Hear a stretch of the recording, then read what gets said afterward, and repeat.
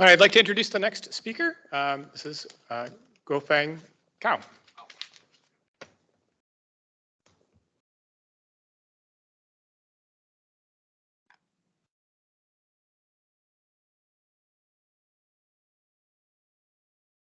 Hello, everybody. My name is Guofeng Cao. I'm currently in the assistant professor in Department of Geography, University of Colorado Boulder. And this work has been done a few years already. So you might find the information a little bit outdated, but still, hope you guys, there's some interesting thing you found out. So this work is primarily done with my former PhD student, Ying Liu, who is now doing a postdoc in Montreal now. So basically, the topic is looking at the health disparities because of the exposure to the air pollution, primarily PM2.5. So a little bit motivation. I think we all know the PM2.5 is bad for us, right? It's a very small particles that can go into the deep part of our body, so they can do harm to our health. And then there's lots of study has been done in terms of how bad they could be. And then the most well-known study is the Global Burden of Disease study. They estimating 3.1 million premature deaths every year. So there's lots of damage to the public health.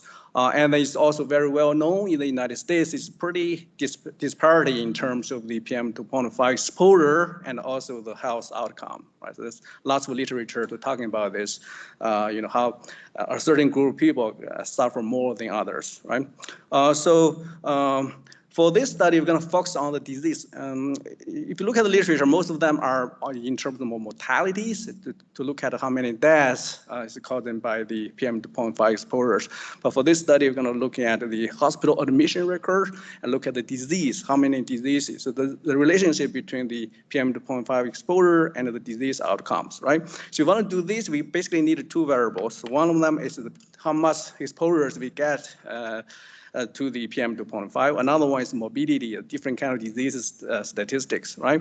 So lots of study also has been done in the disease outcome, but there's some limitations in most of the current studies, right? So one of them is that for these variables, the PM2.5 data, they tend to use a very coarse resolution in terms of spatial and temporal resolution. And for the morbidity statistics, usually they're looking at a very short period of time, right? So what we are trying to do here is that, trying to increase in terms of the coverage and spatial resolution for both of the two variables, right? We're trying to create a very high resolution PM2.5 ambient exposures, and another one we acquire a very long-term hospital discharging database. We're trying to combining high resolution PM2.5 concentration map and also the very long-term hospital admission record to combining these two sources of information. So hopefully we can have a little bit more consistent result in terms of the outcome of these PM2.5 exposures, right? So basically the goal of this study is going to have two parts. In the first part, I'm going to show you that the method we developed trying to creating a very high resolution PM2.5 maps. And the second part is going to just put these two sources of information together, right? So I'm going to very briefly to talking about the method first and then the result. Right? Okay, so in terms of the mapping of a PM2.5, there's lots of literature in that, but generally they can categorize them into two different kind of groups. One of them is statistical method, right? It's very simple. We just look at the monitoring station result and then do a little statistical model like land use regression or spatial regression to make a kind of like interpolations based upon different kind of the geographical covariance maps, right? So the advantage of this sort of method is that very easy to implement, right? Just land use regression or spatial regression is very, it's very easy to implement, and the computation power doesn't use them too much, right? But the limitation is that we don't have much ground truth data, right? Across the whole United States, we have like 1,300 monitoring stations, right? In very sparse area. If you look at West Texas, I spent in for a few years. There's a whole very large area of France. There's only one monitoring EPA certified monitoring station there. So it's very sparse there. And another kind of method is that geophysical based method, right? It's kind of like a weather forecasting station, weather forecasting model. You combine with the emission source, so you can estimating where this emission source is going to end up with. So essentially, it's an aerodynamic model. So this the advantage of this model is that they don't directly rely on this input, the sparse input. But the disadvantage is that it is very computational, right? It's very hard to get very high resolutions, right? What we're trying to do here is kind of like combining these two methods, right? Kind of like hybrid method. So the first part, we're taking the input of the geophysical models, like the aerodynamics models output, and then we're combining with some finer resolution geographical covariates, trying to downscaling this very coarse resolution result, right? So in terms of the covariates, we're using the nighttime light imagery, using the NDVI, elevation, all these basic geographical covariates. And then we developed certain kind of like a geostatistical based method to downscaling this very coarse resolution output from these aerodynamic models, right? So this a little bit more about how this model is going to work, right? So this model essentially have two components in that. So the first part is the machine learning part. So remember, we have three different kind of geographical covariates. We're using this machine learning to find this complex relationship between the PM2.5 concentrations and all these covariates. And the second part is that the residual part, we're going to using the good old kriging, right, to downscaling this part. So we kind of integrating the machine learning and the downscaling kriging to basically to increase in these resolutions of the PM2.5 concentration maps, right? So here's a little result we have. So this is basically the output of the aerodynamics model. Usually they deliver like 10 meter resolutions. You can see the each pixel is very large, right? It's kind of hard for any neighborhood level of studies. And then this our competitive models. It's based upon the GWR, this geographically weighted regression, and this is our result. So we refer to this as a random forest-based regression kriging method, right? So this is our result, and this is our competitor's result, right? So we run a little accuracy comparison, all the basic stuff, the cross validations, and you can see our result consistently performs better than our competitor's model. And also, not only the accuracy statistic, but if you look at the spatial variations, the spatial parting or distributions of the PM2.5, you can see this is going to be the 10 kilometer one. So you can see the pixel is very large. And this is our competitive model. Competitor model, you can see there's a spatial variation is very, no many there. If you look at this essence in the Georgia, so everywhere going to sharing the same values. There's no much spatial variations in that. And then our model actually, they do have, right? Because we're using all the different kind of, three different kind of geographical covariates, so we can demonstrating these variations in terms of space, right? So basically, our method not only performs better accuracy result, but also better capture the spatial variations over the space, right? Okay, so now we have a good quality of the concentration map, and then we're going to combining this with our hospital admission records for the state of Arizona, right? So this basically the using different kind of color ramp in here, but this is the one of the PM2.5 concentration map we generated for the state of Arizona, right? So you can see the area quality of Arizona is actually not too bad, right? You can see the minimum values ranging from 4.2 to the 12.8, right? If you working in this field, you know that the EPA has a standard of 12, right? The air quality standard is 12. The value is 12 milligram per cubic meters, right? And WHO always has a little bit tighter standards, only 5, right? So you can see the overall the air quality of Arizona is not too bad, right? And also this give you a little more information about the hospital data we have. The zip code level data we got this data from the HCOV, healthcare cost utilization project. You have to purchase from them. So basically, it's in-pace in the database, and it's monthly, and for each zip code. And then the data set we have is the 2005 from 2005 to 2014 is about 10 years of data. The total record is about 7.7 million records in that. So there's lots of data in that. So we want to, again, we're trying to combine these two sources of information, right? So if you're dealing with this, so this SID, this hospital admission data, the raw data is pretty rough. We have to go through lots of the pre-processing process. For example, you have to, the data, they have the basic, each patient, where they're coming from, the age, the very basic demographic information of each patient, and also all the diagnostic code. Right? It's just not directly telling you your diagnosed at this disease. Actually, in the record, there's different kind of the medical procedure coding in that. So you have to link this code with certain diseases, right? So we focus on this several different kind of, several different kind of diseases: asthma, skin cancer, respiratory diseases, heart diseases, and cerebrovascular diseases, right? So we're choosing this because the literature found there's a very strong link in that between the PM2.5 and this 5 different kind of diseases, right? So we do a little pre-processing and organizing this inpatient data, group them using these different kind of dimensions, right? So we also do a little estimation about, again, the inpatient data we have is zip code levels, right? So we have to estimating how much ambient that PM2.5 the exposure to, right? So we do this, we give a very rough estimations, right? So it's zip code level and look back 1 year, right? Basically look at one lag period of 1 year of time and how much the exposure to in that zip code, right? We have to also have to using the demographic data we get from the census, right?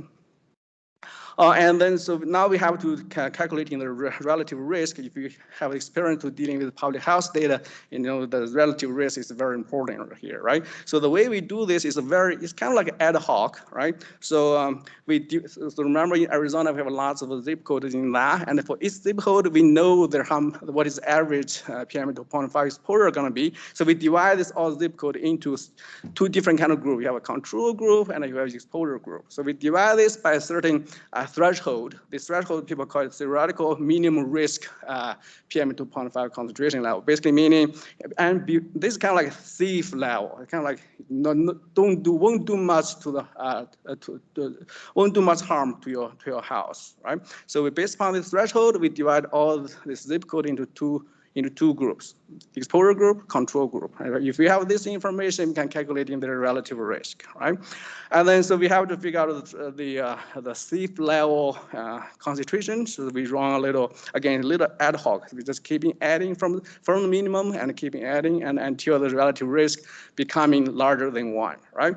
So we figure out all the kind of like minimum risk concentration level for different kind of disease in here, right? So 3 points, I listed the numbers in here. You can see it's all very lower than WHO guideline levels, meaning even the WHO level is still too high, right?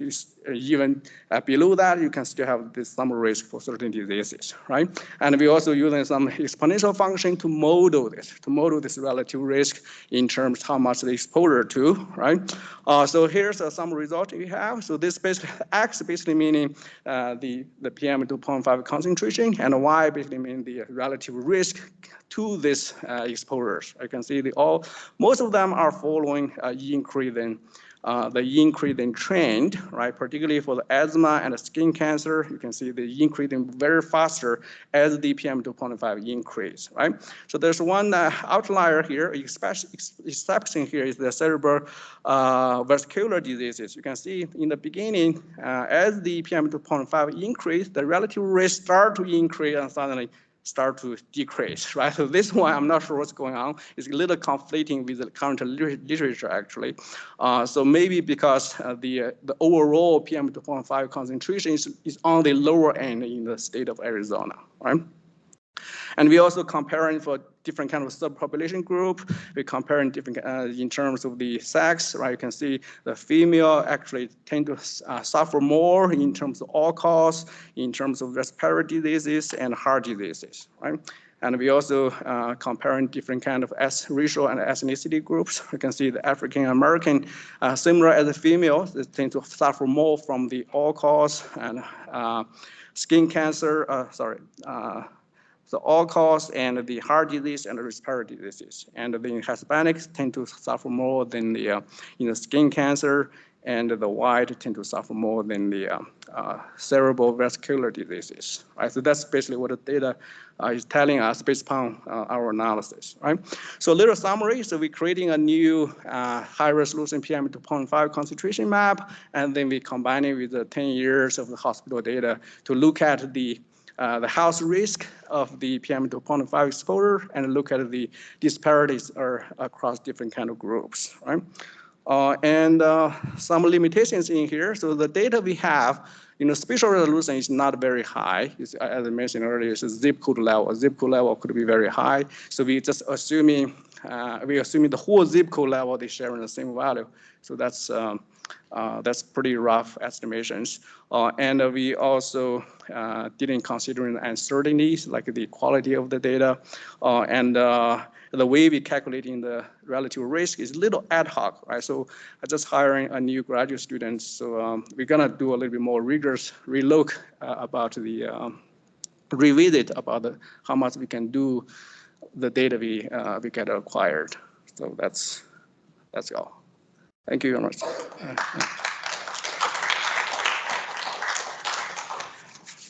Any questions? I didn't show much beautiful maps in here. So for AutoCarto, based upon the AutoCarto standard. Oh, okay, that's good. All right, thank you, Guofeng. Thank you. There we go. Yes. There's a microphone coming down for you, Nick.